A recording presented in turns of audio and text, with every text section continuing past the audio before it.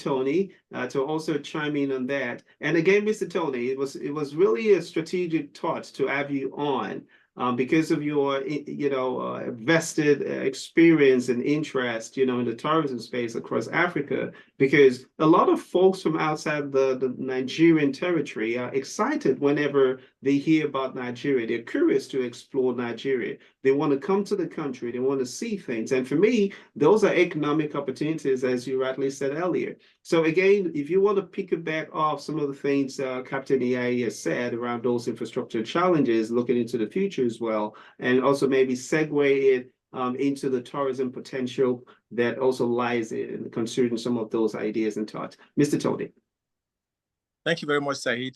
So I'll just talk about a few more opportunities that I think exist. One is cargo. I think there is a huge opportunity for cargo in the Nigerian sector because, again, when you look about the value chain between the producers of whatever goods, whether agricultural or whatever it is, to the end users who have some kind of challenges moving them from the farm to the end user. So getting cargo,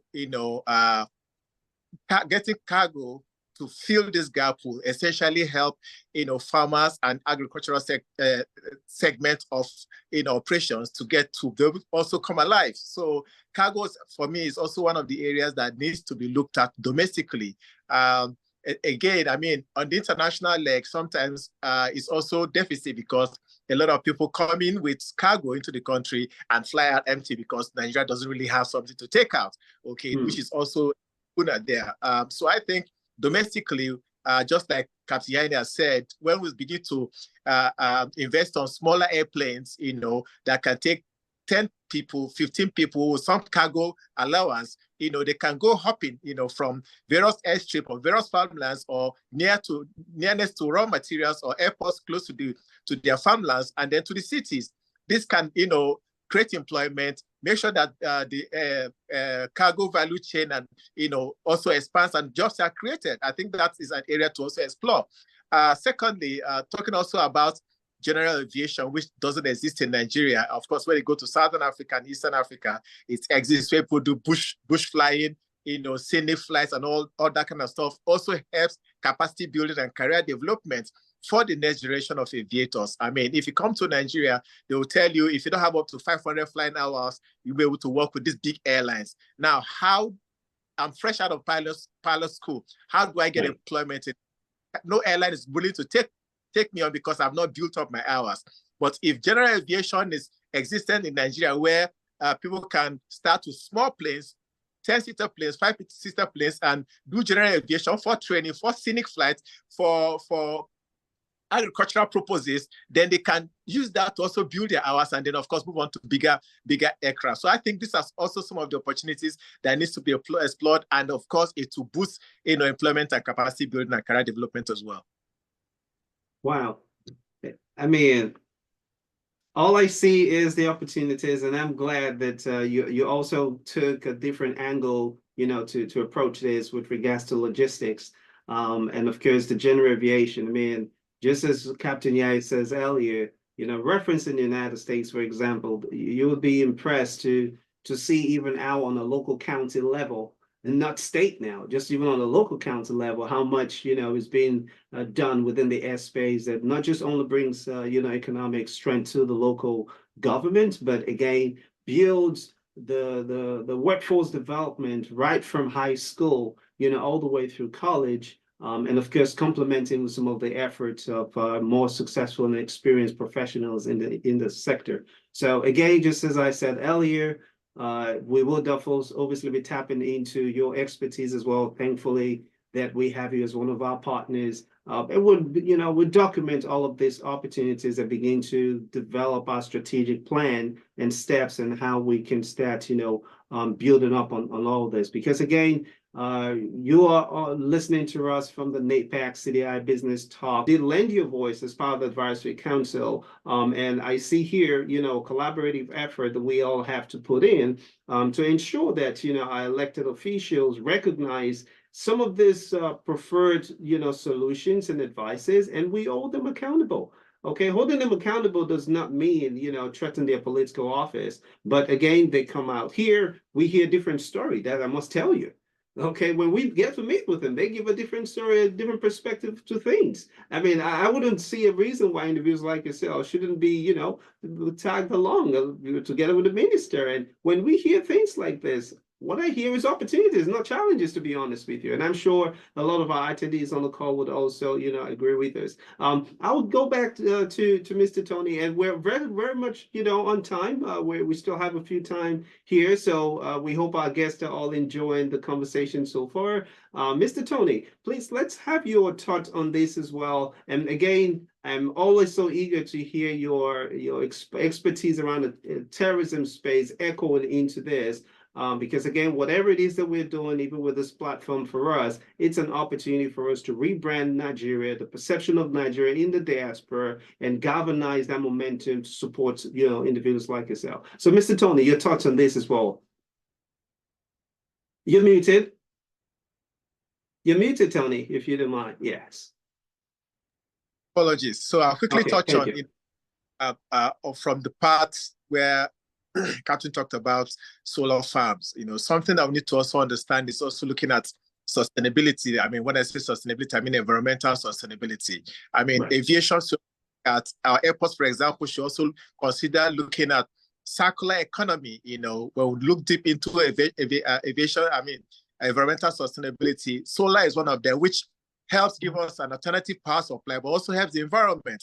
I mean, anything we are looking at now with making a roadmap for the aviation sector should not, environmental sustainability should not be out of the conversation, because, I mean, when we're now also thinking about sustainable aviation fuel and other means of fossil fuel for aviation sector, we should not begin to look at it as a means of opportunity for investors and for the aviation ecosystem in Nigeria as well.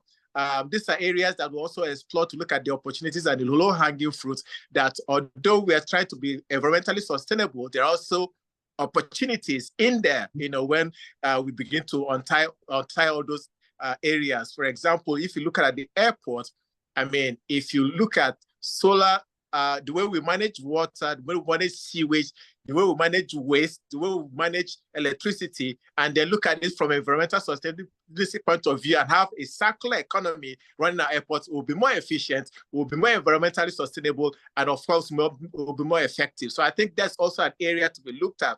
I don't know, to the best of my knowledge, if our airports or the federal airport authorities of Nigeria have begun to look in that area. For example, George Airport in South Africa uses up to 64% on solar.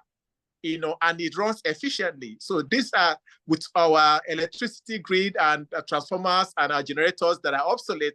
I think we should begin to think quickly in these areas to help seamless facilitation, which is key for passenger experience around our airports, of course, and the other areas for airlines to also begin to, domestic airlines, to look for ways to have, efficient use of their fuel, to maximize operations and also to save time. I just thought I needed to add my thoughts on those areas as well. Yeah, thank you, Mr. Toni. And of course, I would still come back to you on this.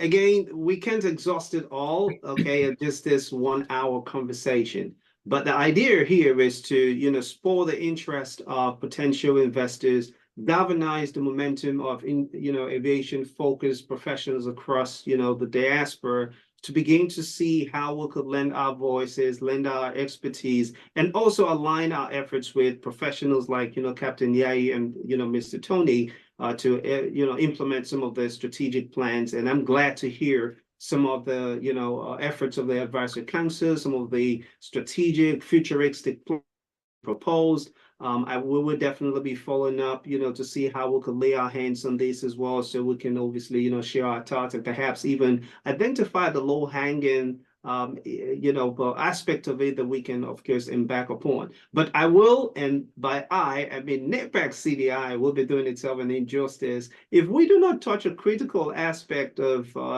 the user's experience when it comes to the aviation space, specifically from the perspective of customer service. Okay, and we'll be wrapping up with that. So, Mr. Toni, you go first. How would you advise a lot of our, users in terms of flyers and clients also who leverage, the cargo space to move their goods and product services, but always encounter this huge disappointment, whether it's from technical or it's basically just a human error.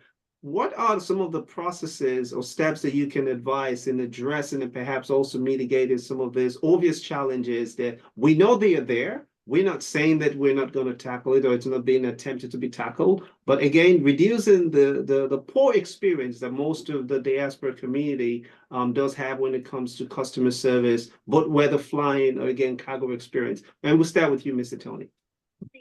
Thank you very much. I think it's just the bottlenecks that exist that makes it very difficult. If we can, I'm talking about cargo now. If we can streamline the process, we find sometimes some people that invested in cargo for export, before they go through the arduous task of going through the processes, some of their goods have gone to waste, incurring losses because of the different layers that have been put in place by different agencies, in the cargo business. And I think that is something government can look at to streamline this process, to make it easy for investing in that space to be able to, get, returns, in their investment. Because again, nobody wants to go into cargo because when you look at the bottlenecks, it's just defeatist because again, you can, before you get all the approvals or go through the processes, your goods are spoiled or in the warehouse is not really exportable anymore, so this is one of the challenges. And I think also on the passenger side,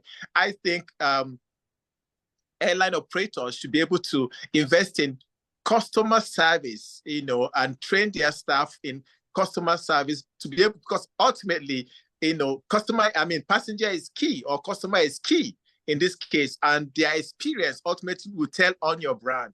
And then, but up until now, the experience is not really good for our domestic airlines, and I really think they need to improve on their customer service so that at the end of the day, the customers will have better feedback to give them on their customer experience, and of course they can have repeat experience. Thank you, Tony. Captain Ye, your thoughts on this as well?